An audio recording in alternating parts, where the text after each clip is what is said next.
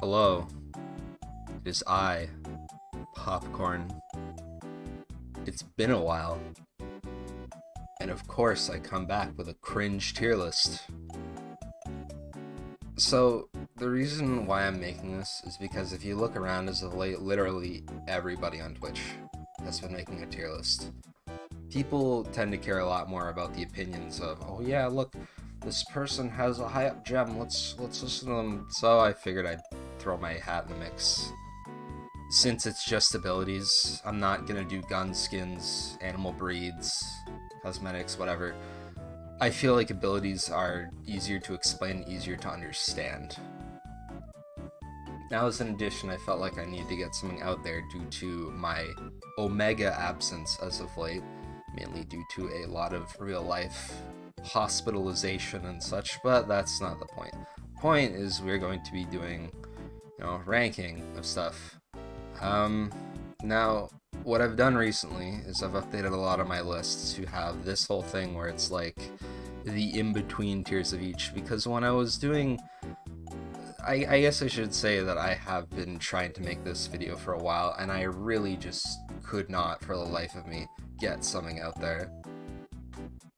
It was just so complicated. I never really felt enjoyment with any of my opinions, and that leads us to here.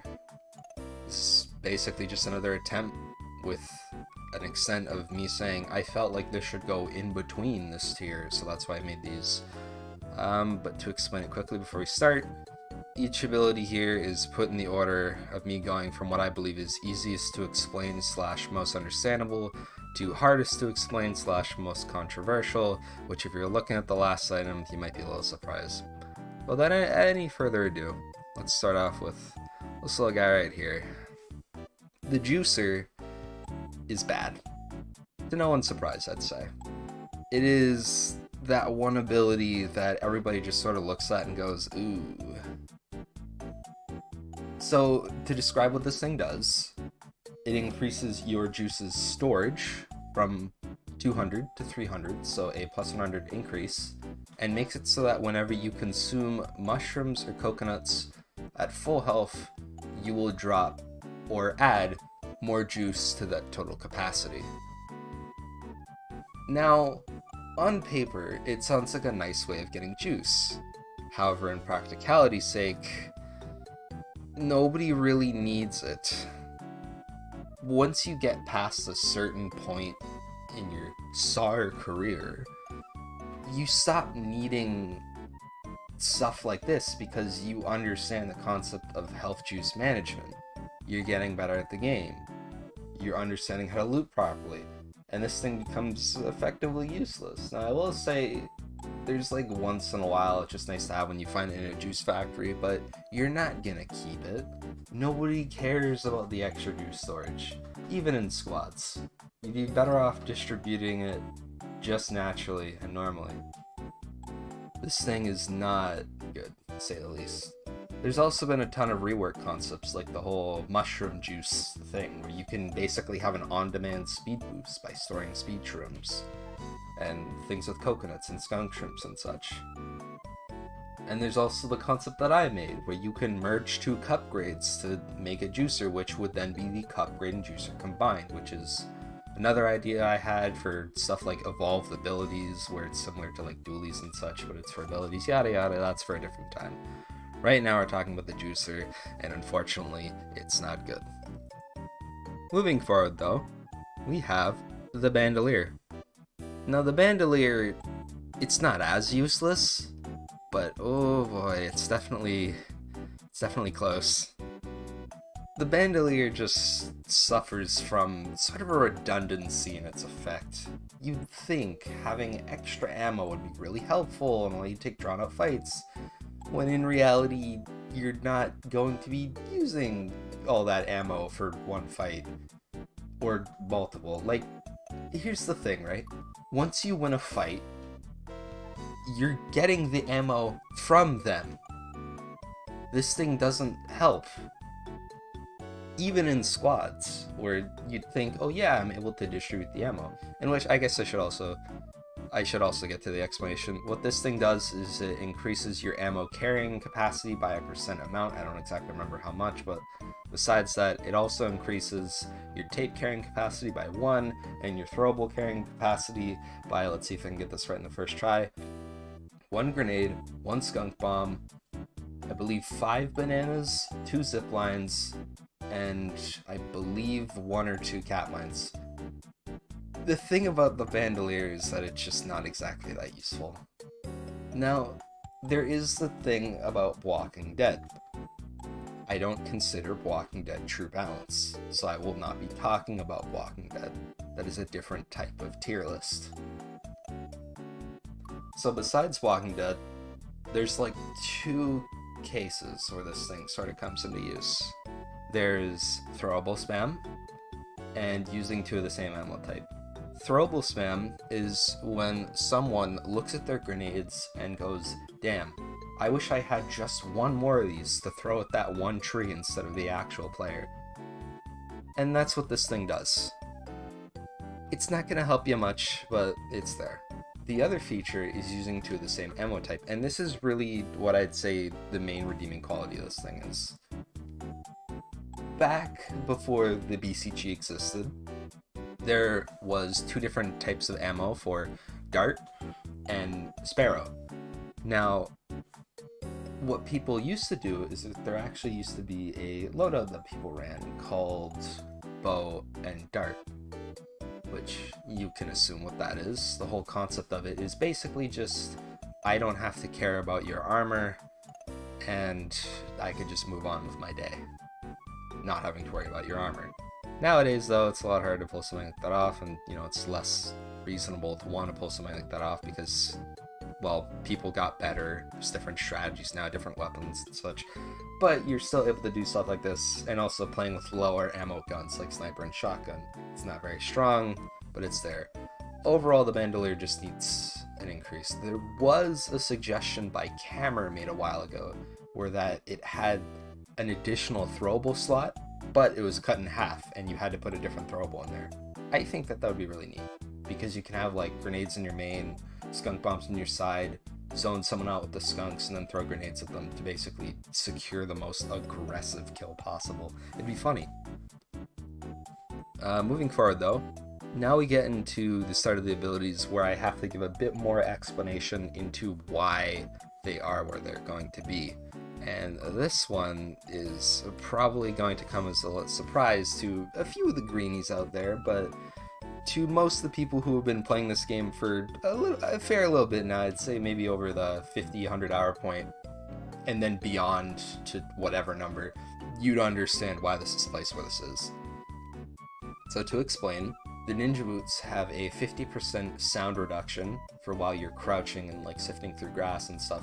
You make like 50% like less natural noise on your character, and you also crouch walk faster and crouch roll more silently. So it's really good for snipers and such, but that's not the main draw of the ability. The main draw of the ability for most people is its second feature, which is a 5% passive movement speed increase. This is the big ticket of it. This is quite possibly one of the just simplest, strongest benefits that is really in the game. And the main reason for this is movement speed is really important. One of the earliest things that people recommend you learn is how to jump roll properly to get better speed. Learn what weapons give you the most speed, stuff like melee and pistol, like allow you to move the high speeds. This thing just gives you a passive 5% speed increase. Basically, it just allows you to do everything more efficiently. You can loot areas faster. You can dodge stuff in a fight faster. You can get to places faster. Now, there is something, I guess, additional to the message, to note, that this thing allows you to zipline across ziplines 15% faster. It's not much, but it's something. I just feel like I should note that. But besides that, the reason why this thing is so strong is because movement speed is a very, very important thing in this game. And 5% doesn't sound like a lot, but trust me when I say this, if you try to walk while not wearing it, and then put it on and try to walk again, you're going to notice that speed increase. It's not like something that's like, oh yeah, it's so small, I'll barely notice it. No, you're going to notice that. It does wonders for you.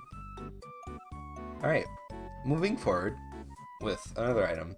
So, to give some history before I place it, the Impossible Tape used to be quite possibly the most broken item in the game. On release, it healed when you killed someone, the armor that they dropped would be a fully repaired tier 1, a fully repaired tier 2, and a 2 out of 3 repaired tier 3. This was broken, so Pixel saw that and then basically took it into an alleyway and shot it dead. It then became 1-1, 1-2, and 1-3. This basically didn't really make it useful, so it went all the way down from like S+ to like C+. It was terrible. But they noticed that it was underperforming, and they decided, let's just give it a little treat. They give it an additional 15% extra taping speed. And that is why I think it gets placed right here. I believe that the Impossible Tape is fairly under-respected for what it's able to do and for what it's able to accomplish. It's a very strong item. It does its job. It helps people. And, well, yeah, God, it just helps you tape faster. So to explain, taping in 95% of the cases is more important than healing normally. Getting that one tape up can help you in so many situations, and being able to do it faster in any way is just really, really good.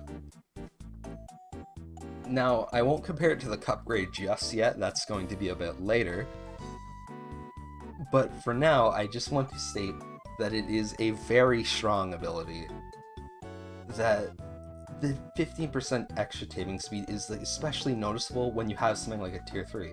When you just have a tier 1, it's not really going to be that great, but the more armor that you have to tape up, the better it's going to be, because that thing compounds each time. It saves you a ton of time. It allows you to get back into the fight sooner. It allows you to be able to tank a sniper or shotgun shot or magnum shot sooner.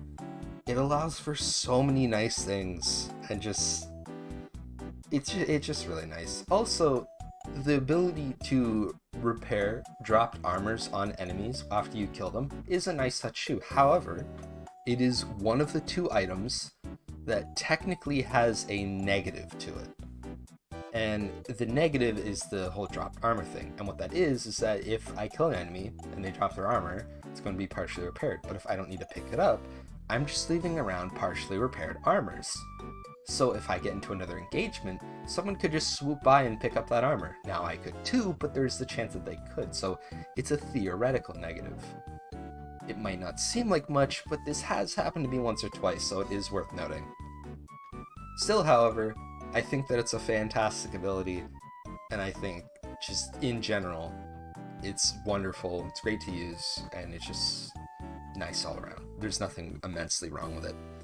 Moving forward though, we have one of the weirder abilities that requires me to explain it a bit more, the claw boots. Now what the claw boots do, I'm just going to put it in B and then explain it. The claw boots basically makes it so that when you run over grass, it auto cuts that grass, and the grass that is cut through the auto cutting increases the loot drop yield from it by 2.5 times. As an addition, it also removes the egg yolk tracking and slow from the BCG, allows you to walk at normal speeds and not slide on ice, and allows you to walk in normal speeds in shallow water. The claw boots are weird. They're that one ability that everybody wants to have at a certain point in the match, but then once that use case is done, they drop it. Now yes, it is very helpful while you're near shallow water or anywhere in the tundra, but if you're not there, and if you don't need loot anymore, this thing is practically pointless. In fact, it actually has a detriment to it, which is one of the other items with a negative attribute handled to it. And this one is a bit more severe than the tape. What this is that, one, you are leaving around loot that you no longer need anymore, if you're already full, and two, if you're cutting grass, people can see it through trees. Now they can already see it through normally, however, you're just doing it more efficiently. So it's just amplifying the amount of grass that you're going to aim to cut in general. Now, if you were already going to cut grass, it basically doesn't mean anything. But if you are with this, it's just going to compound the amount that you cut and more chances that you get seen. It's a smaller downside, but it's still worth noting. Point is that this is this one ability that you pick up early round, get the loot, you're thankful that you had it for that loot, and then you drop it. It's great, really good in the time that you use it, and then when you're done with it, it just falls. You use it for the sake of, okay, I'll put it into another perspective, right? In its use cases, it's an S. In its off time, it's like a D. So for that sake, I'm putting it basically in the flat middle of both of them at B.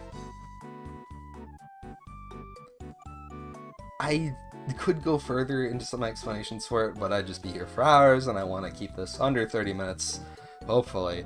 So we're just going to move on to a very complex ability, actually, which is the Banana Forker. Now, before I place this, I'm going to need to explain.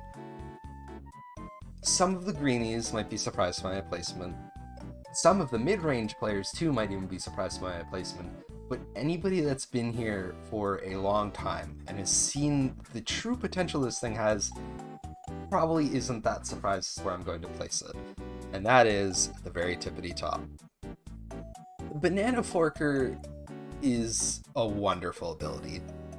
What its effect is that when you throw a banana on the ground, it becomes a banana peel, like, as per normal. While you have the Banana Forker, you could then eat that banana for 25 health. As an addition, you have the ability to eat consumables like coconuts, mushrooms, and health fruit for double the amount of health that they normally give. So instead of 5, it's 10. You have a longer range for being to eat them, and you could also eat bananas while you are downed. Put it simply, this thing allows you to burst heal like a god. Actually, I feel like there's another way I can put it. Imagine normal cup healing, going from 1 to 100. That is 10.5 seconds. Cupgrade healing, 8 seconds. Using the Forker to go from 1 to 100 is 4 seconds. As an addition, you can basically throw them and use it while running away from a fight, meaning you can heal while actively moving, instead of doing the little waddle around that you do while drinking normally. Yes, you are giving up grenades. Yes, you have to scavenge around for bananas. But one, you really shouldn't reach that hard about giving up grenades for something that has the ability to stun lock someone for 2 seconds if thrown right, and has 10 of them in your inventory. And two, bananas aren't that hard to get. The thing about the Banana Forker is that on its low, it's still like a B+, because you have the ability to get better health from health fruit, and every once in a while make use of the banana thing. At its high, it's just off the charts. It's the only ability in here that I could say might deserve a nerf. It's not broken, but it's OP. We'll put it like that. So, moving forward, we have the last two abilities. Now, the first of which is probably, I'd say, a more biased take on my part, and that's why I'm saying it's a lot more complex and controversial, and that is the Snorkel. And I'm going to put it right here. The Snorkel's a weird ability in that not a lot of people know how to rank it. What its effect is quite simple. You move 25% faster in skunk gas, and take 10% less damage from skunk gas, and don't make the cough sound effect while in skunk gas. Now, this applies for both normal skunk gas and skunk bomb gas. And as an additional thing, just like how I said with the ninja boots, that percentage increase of movement speed feels a lot more than what it actually is. That feels like 40 instead of 25% increase. It is absurdly fast. However, the reason why I put it where it is because I think it's a very underappreciated ability. People look at this thing and they sort of get confused as to like where they place it. They're like, is this thing bad? Is this OP? Is this just flat in the middle? I believe that it's a bit below the impossible tape, but still above the claw boots.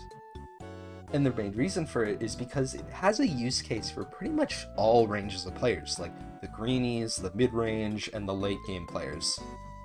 And what I mean by that is the greenies, people who are like, 200-ish and like below level-wise, the mid-ranges, which are like 500-ish and below level-wise, and the higher-level players, which are like usually above 500 going forward into the thousands. There's a use for everyone there. For the greenies, it's mainly used for people who really just need help getting a gas, and this is very common amongst people starting out. They don't exactly understand how to properly move yet, they don't understand the map fully, they don't understand how to get away from the gas and like the whole ring situation. So it's helpful for them. With the mid-range players, they still need help sometimes getting out of gas, but for the most part, they just like it as a means to get out of it faster. They're not going to use it full time, they just like to get out of it faster. But then they start exploring its ability to be used as a flank tool. And once you go further beyond that, you really start to embrace the qualities of this item. Like one situation I can note, if someone throws down a skunk bomb, usually when you go through it, you have to take at least 2 ticks of damage. With the Snorkel, you can go through it fast enough to only take 1 tick of damage, and that tick of damage is reduced in damage. And you go through it faster. That's why you're able to only take 1 tick instead of 2, because you're going through it faster. You gain a little speed boost. And in squads, this thing has huge potential. There's also the whole thing to be said about drink-offs and such, but the flank part of it is my favorite part. Let's say there's people on another side of the tree and they don't expect you to go through all the way throughout the gas because it's going to be damaging you and you're not going to be that fast normally. With the Snorkel, you can just burst right through it and catch them off guard. I love this ability. Yes, I am biased. However, like I said, this is a very subjective tier list, and it's what I've seen throughout the years in terms of its use case. This isn't the best ability, but it's a damn well fine ability. And now we move on to the final one. The one I have both the least to say, but the loudest opinion on, in my belief. And that is the Cupgrade.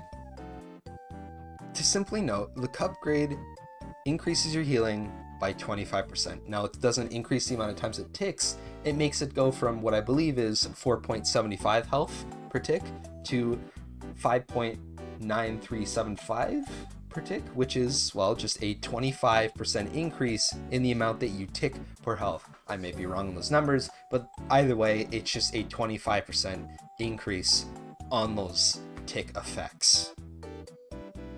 Now, I'm very biased with a lot of things, right? You saw my Snorkel placement. I advocate for people using the claw boots in some areas. I will objectively say that Bandolier is not as good, even though there is still potential for it.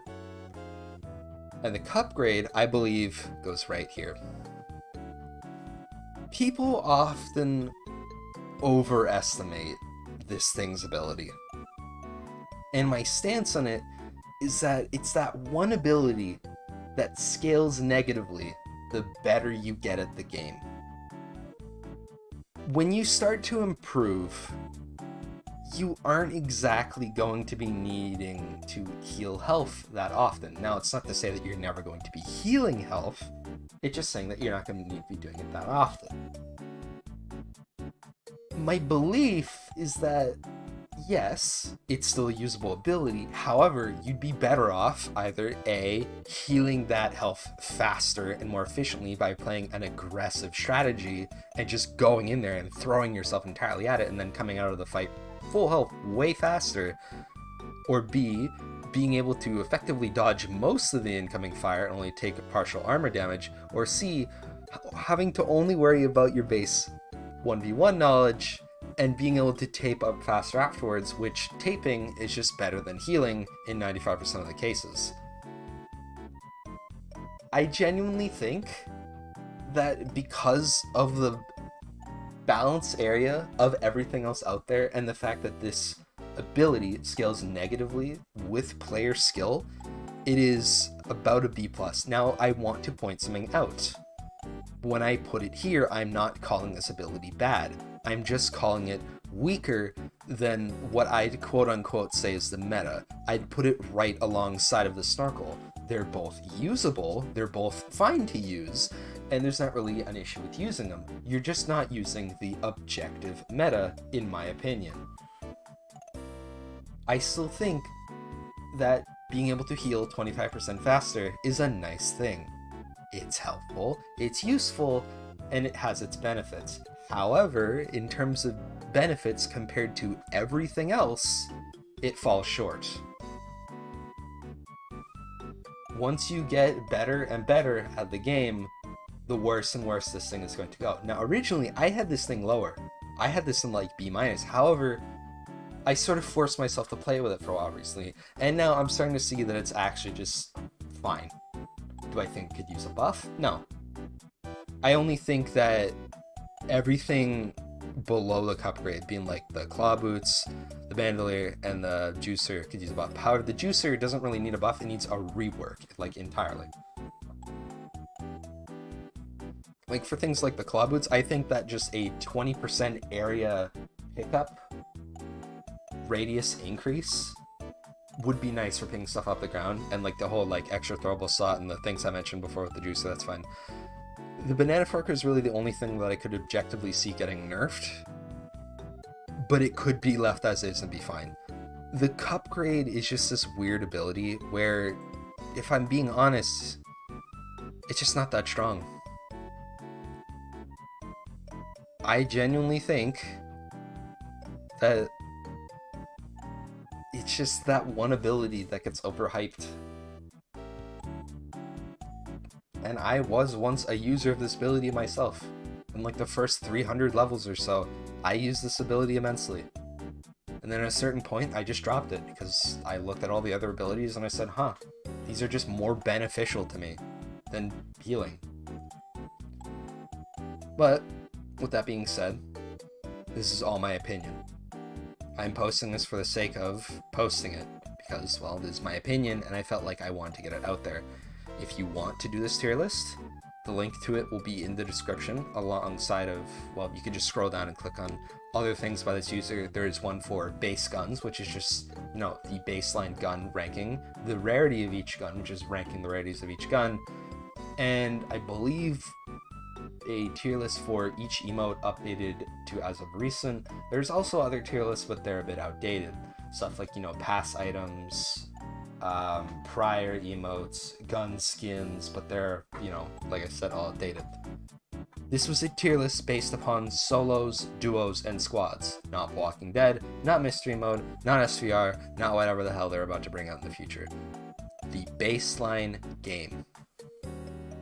This is based upon the 3 years of experience that I have had, well, 3+, sorry, going throughout those years and seeing how I felt about each going through it to where I am now.